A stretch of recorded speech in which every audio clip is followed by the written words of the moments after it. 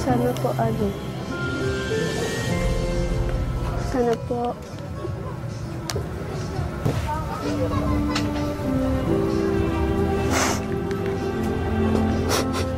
Po yung anak niyo po, tay.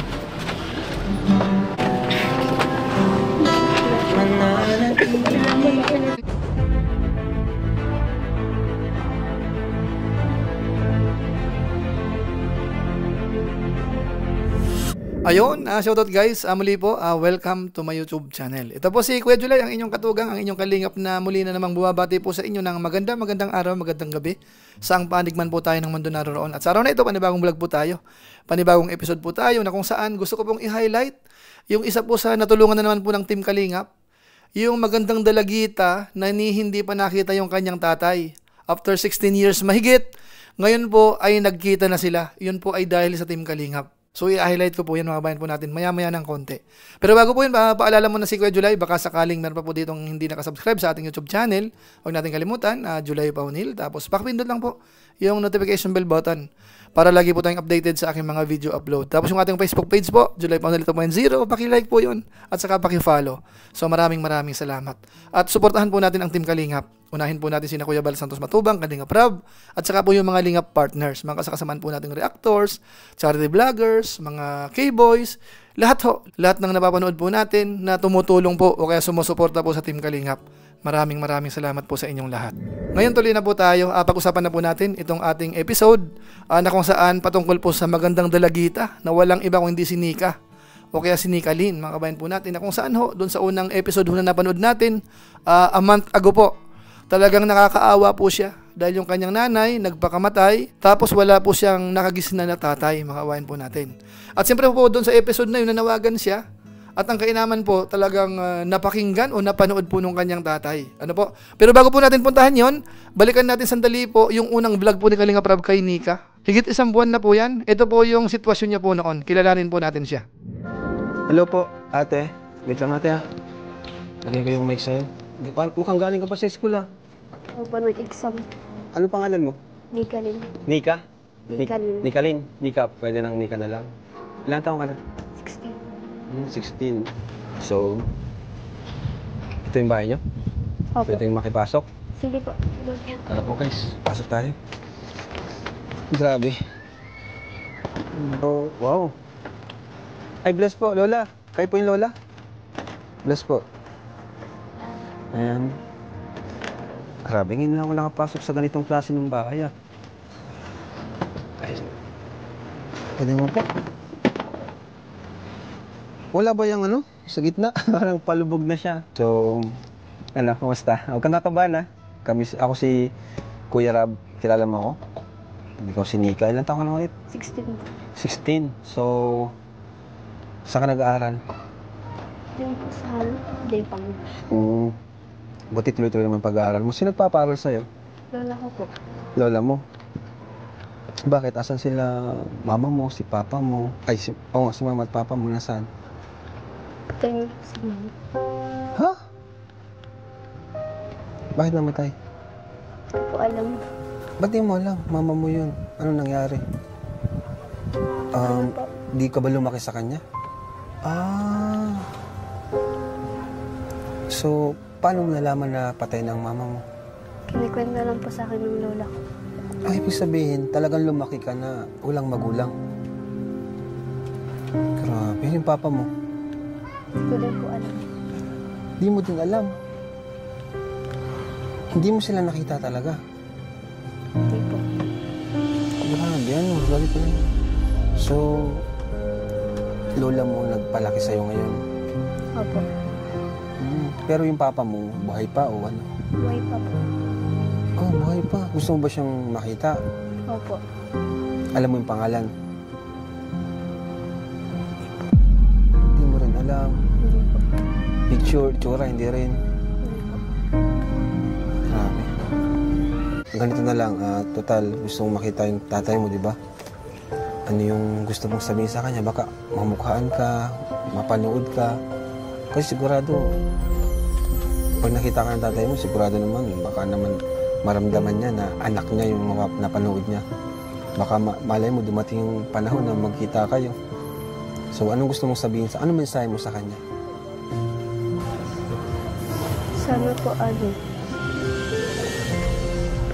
sana po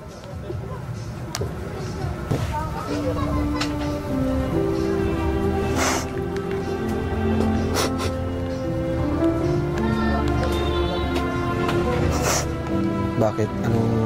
Anong gusto mo, anong hindi mo masabi? Gusto mo makita papa mo? So yun mga kabayan po natin, napanood po natin si Nika. Talagang may itsura po siya, maganda ano, tapos tahimik siya. Hindi ho natin alam kung yun po ay epekto nung lumaki po siyang walang magulang, dahil siya po ay lumaki po sa kanyang lola, mga kabayan po natin. Tapos dun sa kanyang panawagan ho, parang may sinyalis na binanggit niya patungkol sa tatay niya, na parang may mangyayari ho talaga, ano mga kabayan po natin. At ang good news po niyan, dito po sa vlog ni Kalinga Prab kagabi o kahapon, talagang naisama po nila yung tatay ni Nika. Dahil nagpunta po mismo dito nga po sa Daet. Sabi nga po ni Kalinga Prab, hindi natin binigyan ng pamasahe yan, kundi nagkusa. At gustong-gusto pong makita yung kanyang anak. So sa pagkakataong ito naman mga kababayan po natin, ipakita ho natin nung nagkita na po sila at saka yung kanilang naging usapan, pati po yung lola, yung iyakan po nila, ididiretso ko na lang po. Panoorin po natin. Hello? Sige tayo, pasok ka na tayo. Galin! Pasok po.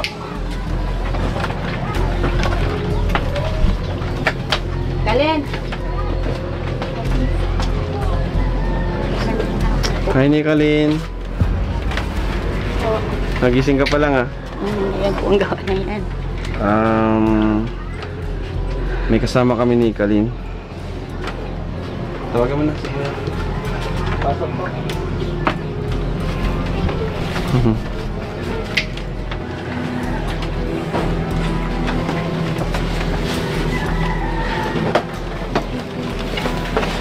Tay, ayan na po yung anak niyo po, tay. Ano po na?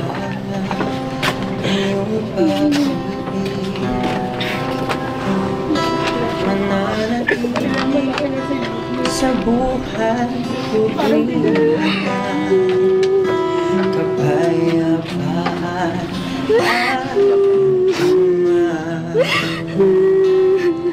kalayaan sa iyo nakita ko ay aawin sasambahin at pupurihin Matagal ka niyang inanap.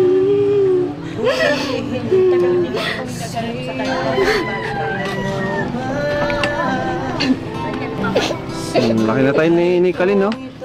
Gandang bata pati, oh.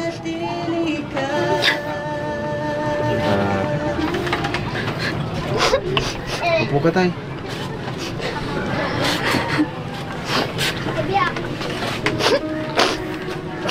Anong gusto mo sabihin tayo sa kanya, kay Nicolene? Paano? Nandiyan ka na lang ka. Hindi lang tayo ako nakulit. Kaya hindi ka namin sinasabi. Ang ibig ko sabihin, ito ang pumunta dito. Dahil kami, pagpupunta namin ng Patakilan, ako kaya pinatiya mo bilin. Talagang pinaasa ninyo kami, natatawagan ninyo siya. Para sa sakit ng loob ko, parang kinuha ko lang siya. Sabi ko, hindi ka rin, bayaan mo kung ayaw ko, malaki ka na baga. May tiyo ka baga. Kaya sabi ko si tiyo mo ba? Ayaw ka niyang tanggapin. Wala mo lang. Hindi ako nagagawin. Tagal kita niya. Punta ka daw nung May, sabi ni Ate Mila.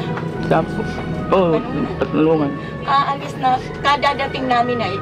Ibig sabihin ay, nagpunta kayo doon, hinanap mo rin si tatay? Oo, sinasabi pati nung kamag-anak nila, alam niya kung nasaan kami. Pero, Hindi kami nagtatanong ayan na po natin yun. Ang malaga po ay, nakita na sila. Si tatay, kung may gusto po sabihin kay Nicolene, sabihin nyo na po tayo lahat. Kasi, 16 years po, hindi po ganun kadali yun. Awa naman ang Diyos, maski pa paano, napalaki ko siya ng ganay. Kasama ko yung tiyo. Kaya nga po na salamat po at napalaki niyo ng maganda. Kaya anak kami ko sa inak. Ano mo lang nga. Lagi ako napunta ng Katakaya. Kasi ang Tay, trabaho, ano po bang trabaho niya tayo doon? full lang sa mga planta. Ha? Sa planta, Parang ano? mechanical. Mechanical. Kumusta naman po tayo doon? Kahit lang naman po, kahit Kami tatlo. ongkol lang naman po kasi ang trabaho ko. Ha? Ongkol, Pilipinas, yung sit down, sit down lang. ongkol? Sit down lang siya. Pagtatawagan ka lang. So, hindi rin siya regular na trabaho. Yung CS lang. Mahirap din talaga tayo. Kaya anong nabalitaan ko na gayon nga, na salamat sa iyo boss na ikaw nga nakakunin sa anak ko nung ako'y nasa Bataan. Dahil isa sana pumunta rito kaso nga pag nakabising ka ng 2 araw, tatanggalin ka ng kumpanya. Okay. Kaya sabi ko pagkatapos ngayon, hindi ko na tinapos, pumunta na ako dito. Ano gusto mong sabihin ka rin sa kanya? Okay lang kung may kahit anong sabihin mo, gusto mong sabihin sa kanya, okay lang yun, natatanggap ni Papa mo yun. Kasi ngayon, hindi naman siya ng sorry sa'yo, di ba? Ang mahalaga, di pa naman late eh. 16 ka pa lang naman pati. Kumbaga, teenager ka pa lang. Anong gusto mong sabihin sa kanya? Ikalin. May sama ka ba ng loob sa kanya? Wala naman. Meron? May tampok? Masaya ka ba na nandito nakita na kayo? Kasi maliban kay lola mo, siya yung pamilya mo eh. Masasabi natin pinakamalapit na pamilya mo kasi tatay mo siya. Maganda tong pangyayaring ito para magsimula kayong muli.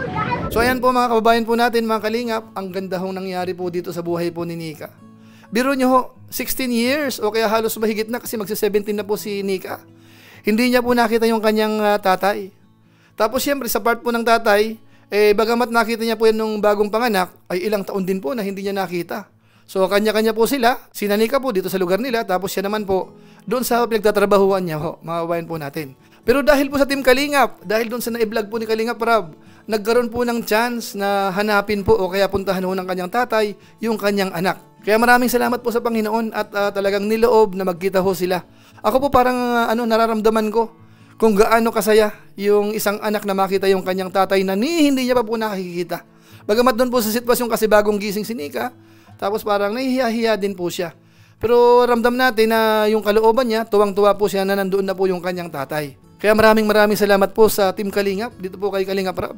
Dahil nakakatulong ho talaga yung mga vlogger, mga kabayan po natin. Kahit paminsan-minsan, iba ho ang tingin ng ilan sa mga nagbablog ho. Lalo na po sa mga charity vloggers, parang minamasama po nila. Pero ito po yung magandang halimbawa po uli. Matagal na hindi nagkita, dahil na i-vlog, nagkita na po sila. So maraming salamat sa Team Kalingap. At siyempre po sa mga sumusuporta din. At ang kainaman po dito, talagang sinama ni Kalingap Rab, kumbaga para mag-bonding sila, i-check in ho doon sa transient ho ni Kalingap Rab. Open po natin. Welcome to the Jax and Rabbi Resort. Dito tayo. Sila Kuya Ronnie. Maganda dito na eh. Ate. Hello po. Saan sila muna ibubuko ngayon? Kahit isang kwarto lang ate. Ay, sige po. Ang ganda siya. Okay na. Kaya na Ate Banji bala. Apo. Kung gusto nila mag-swimming, mag-luto, mag-ano. Sila lang po.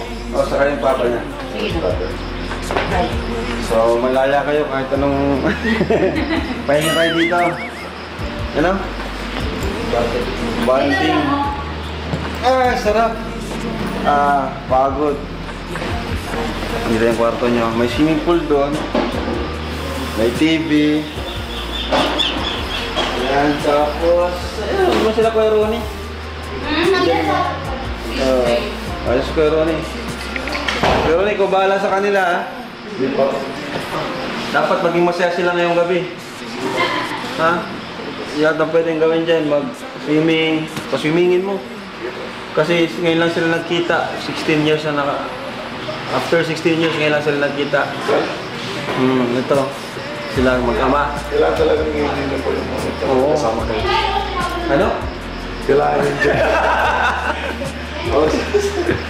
Enjoy nila ang moment na to. So ayan po. So nakita natin masaya naman po yung mag-ama kasama po yung lola. So sana ho, suportahan ho natin yung mga kamukha po ni Kalingap Rab na talagang nakakatulong. Isang kwento ng buhay na naman po uli ito. Hindi ho yan love team, pero natulungan po mga babayan po natin. Kaya sana suportahan po natin yan. Sa mga sponsors po natin, mga viewers, patuloy po sana nating suportahan po ang Team Kalingap. Maraming salamat po sa inyo. At yun lang po muna siguro ang ating maiksing reaction video po na hina-highlight po natin. Yung isa na naman po sa nagawa ng Team Kalingap na pagtulong ho sa mga kababayan po natin. Matagal na hindi nagkita, ngayon po ay masaya na po sila at dahil nagkita-kita na po. So yun lamang po muna siguro at kung inyo po itong nagustuhan, pwede po nating i-share. Muli, ito po si Kuya July, ang inyong katugang, ang inyong kalingap na pansamantalang nagpapaalam po muna. Kita-kita ulit tayo sa mga susunod ko pang vlog. Maraming salamat sa inyong walang sawang pagsuporta po sa ating YouTube channel. Pagpalain nawa kayo ng Diyos, mabuhay tayong lahat. God bless. Bye-bye.